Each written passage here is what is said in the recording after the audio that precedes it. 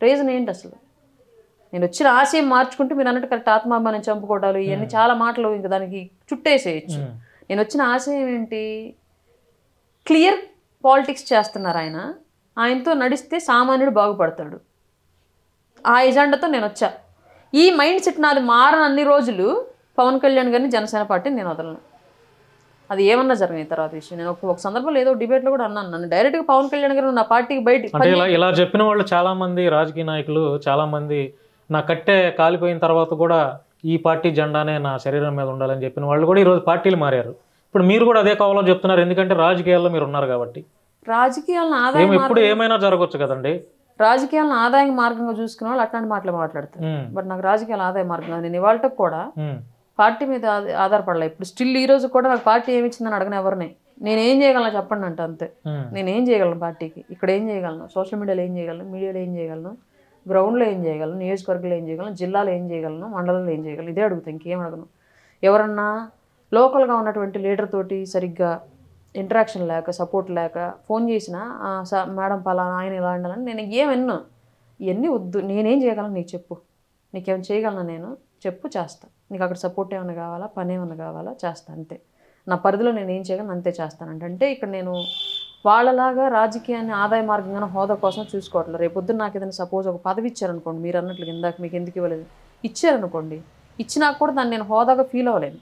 ఇవాళ బాధ్యతే, నాకు నిజంగానే బాధ్యతే. నేను ఇప్పుడు అధికారంలోకి వచ్చిన తర్వాత గవర్నమెంట్ అందరూ పదవులు ఏమి ఇస్తారు అని అనుకోండి, నేను పని ఏం చేసుకోగలను ఎత్తుక్కుంటున్నాను. ఇప్పుడు అయిపోయింది, నేను యుద్ధం చేశాను, మా పార్టీ అధికారంలోకి వచ్చేసింది. ఇప్పుడు నేను బతకడానికి ఏదో పని ఎత్తుక్కోవాలి. ఏం ఉద్యోగం చేయాలి? ఏదో ఉద్యోగం చేయలేము. ఇంకా ఉదయం నుంచి సాయంత్రం వరకు మనల్ని ఉండనివ్వరు ఆఫీసుల్లో. మేడం, ఈ మాటకు అడ్డు వస్తున్నాను. మీ ఫైనాన్షియల్ సోర్స్ ఏంటండి? అంటే మీరు మీ జీవనం ఎలా సాగిస్తున్నారు? మా వారికి చిన్నపాటి పొగాకు వ్యాపారం ఉంది. ఓకే.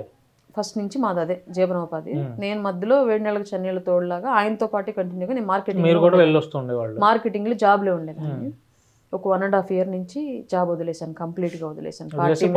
ఫుల్ టైం పాలిటిక్స్ లో ఉన్నాను. అంటే ఇప్పుడు మీ వారు చేసే ఆ వ్యాపారం మీద మీ ఫ్యామిలీ అందుకే దాని వల్లే జరగలేదు. మేడం, మీకు ఎంతమంది పిల్లలు? 3 అండి.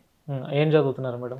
ఇంటర్ 2nd year ఒక అమ్మాయి, ఫస్ట్ ఇయర్ ఒక అమ్మాయి, బాబు 9th class. ఇప్పుడు రీసెంట్ గా పవన్ కళ్యాణ్ గారు గెలిచారు, డిప్యూటీ సీఎం అయ్యారు, ఒక మంచి హోదాలో ఆయన ఉన్నారు. ఆయన్ని గేమ్ చేంజర్ అని ఒక బిరుదు చాలా మంది అంటున్నారు. దాని మీద మీ కామెంట్ ఏంటి? గేమ్ చేంజర్ అనుకోవచ్చా?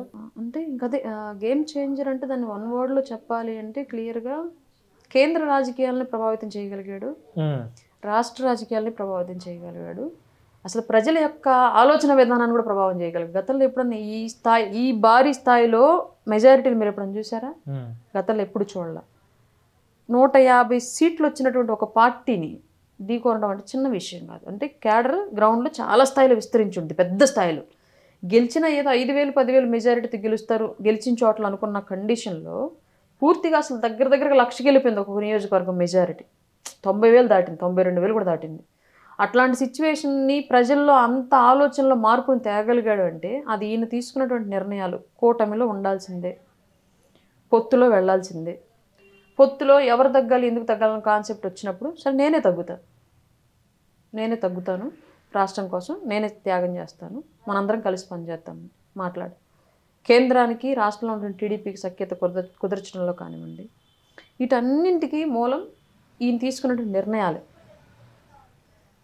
ఈ పొత్తు చెడగొట్టాలి అని మమ్మల్ని కానివ్వండి, పవన్ కళ్యాణ్ గారినివ్వండి, ఏ స్థాయిలో వైసీపీ రెచ్చగొట్టిందో తెలుసు మీ అందరికీ. ఎక్కడ మేమన్నా ఎక్కడన్నా బాధపడ్డామేమో ఒక ఇంటర్నల్గా, పవన్ కళ్యాణ్ గారు అసలు ఆలోచన రానివ్వాల మైండ్లోకి. పొత్తులో వెళ్లాల్సిందే, అధికారంలోకి రావాల్సిందే అని క్లియర్గా ఫిక్స్ అయిపోయారు. దాని ప్రకారం పనిచేశారు కాబట్టి నిజంగానే ఆయనకి ఏం చేయించారు. మేడం, మీ పార్టీకి మొన్న జరిగినటువంటి ఎన్నికల్లో ఎంత శాతం ఓటింగ్ వచ్చిందండి? మొన్న జరిగిన ఓటింగ్ దాదాపు 20% వచ్చింది. 20% కాదే, 6% అంటున్నారు కదా. మాకు 2019లోనే 6% వచ్చిందండి. మొన్న జరిగిన దాంట్లో ఎంత? 20%? 20% వచ్చింది. 20% వచ్చినటువంటి జనసేన పార్టీకి 21 సీట్లు వస్తే, వైఎస్ఆర్సీపీకి 40% ఓటింగ్ వస్తే 11 సీట్లకే పరిమితం అవటం అంటే ఏంటి? అక్కడ దాంట్లో ఉన్న లూజ్గా ఏంటంటారు?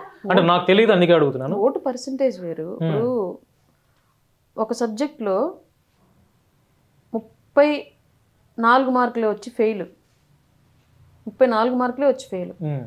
మిగతా 5 సబ్జెక్టుల్లో 99 వస్తాయి. 6 సబ్జెక్టులు ఎగ్జామ్ రాస్తే 5 సబ్జెక్టులు 99 వస్తాయి, డిస్టింక్షన్ పాస్ అది యాక్చువల్గా. ఒక్క సబ్జెక్ట్లో 34 వస్తే ఫెయిల్. అట్లాగే ప్రతి చోట కూడా 34 పరిధిలో వచ్చినాయి 6 సబ్జెక్టుల్లో కూడా. జగన్మోహన్ రెడ్డికి రాష్ట్ర వ్యాప్తంగా ఉన్నటువంటి పోటీ చేసిన అన్ని స్థానాల్లో ఓటు ప్రజలు నమ్మి ఓట్లు వేసిన వాళ్ళు ఉన్నారు ఆయన్ని, కానీ వాళ్ళు గెలిపించే స్థాయిలో లేరు. ఒకటి. రెండోది, పోల్ మేనేజ్మెంట్లో గట్టిగా దెబ్బతిన్నాడు. రీజన్ ఏంటి అంటే ఓడిపోతాడు అనేది ఒక సర్వేల ద్వారా ప్రజల్లో గ్రౌండ్లో చేయించినటువంటి రియాలిటీ ద్వారా ముందుగానే తెలియటం మూలంగా ఈవెన్ బూత్ ఏజెంట్లు కూడా సపోర్ట్ చేయాలి జగన్కి చివరాఖరులు. బూత్ ఏజెంట్లు కూడా చాలా బూతుల్లో మధ్యాహ్నం నుంచి వెళ్ళిపోయారు, లేరు. చివరిదాకా ఎక్కడో కొన్ని బాహాబాహీగా పోటీ పడాలని డిసైడ్ అయిపోయి కొట్లాట్లకి దొమ్మిలకి దిగినటువంటి కాన్స్టిట్యున్సీల్లో మాత్రమే చివరిదాకా ఉన్నారు. కానీ చాలా చోట్ల ఓటింగ్ అనేది ఒక సైడ్ పోల్ అవుతోంది, ప్రజల్లో మార్పు ఈ స్థాయిలో వచ్చేసింది అనుకొని లంచ్ అవర్ నుంచి చాలామంది లేరు. అట్లాంటి పరిస్థితి క్రియేట్ అయిపోయింది అక్కడ ఆటోమేటిక్గా. వీటన్నిటి వల్ల ఏంటంటే 34 మార్కులు వచ్చిన కాన్స్టిట్యున్సీలు ఎక్కువైపోయినాయి అనమాట. 90 మార్కులు వచ్చిన కాన్స్టిట్యున్సీ కన్నా కూడా 34 మార్కులు వచ్చిన కాన్స్టిట్యున్సీలు ఎక్కువైపోయింది. హిట్ టీవీ యాప్, ఇందులో short news, live news, entertainment shows, movies, digital magazines తో పాటు మీ జిల్లా వార్తలను కూడా ఫ్రీగా చూడొచ్చు.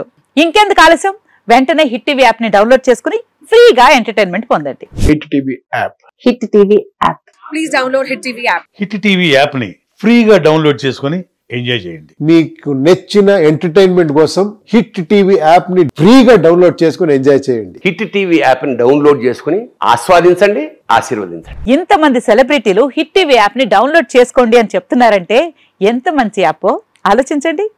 అమెరికా అమెరికా అమెరికా అమెరికాలో చదవాలనుకునే వాళ్ళకి విశ్వసనీయమైన పేరు మన శౌర్య కన్సల్టెన్సీ.